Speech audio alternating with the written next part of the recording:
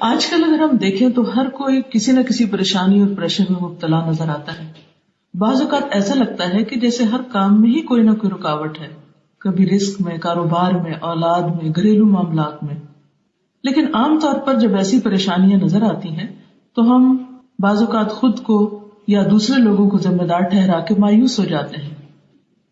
کچھ عرصہ پہلے منہاج القاصدین پڑھاتے وقت اس مسئلے کا ایک حل سمجھ میں آیا.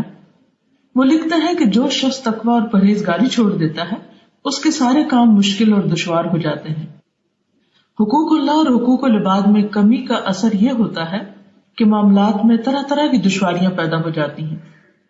ایسا انسان جس کام کا عزم اور ارادہ کرتا ہے اس کا دروازہ بند نظر آتا ہے یا اسے وہ سخت دشوار پاتا ہے.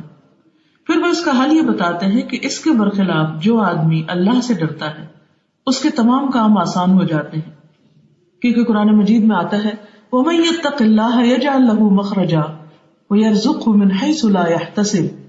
جو شخص اللہ سے ڈرتا ہے اللہ تعالیٰ اس کے ہر کام میں آسانی پیدا کر دیتے ہیں اور اس کو وہ وہاں سے رزق دیتے ہیں جہاں سے اس کو گمان بھی نہ ہو، اور جو اللہ پہ توکل کرے اللہ اس کے لیے کافی ہے.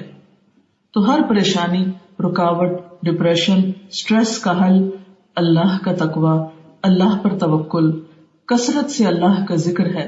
اللہ ہم سب کو اس کی توفیق دے. آپ سب کے لیے بہت دعائیں. السلام علیکم ورحمۃ اللہ وبرکاتہ.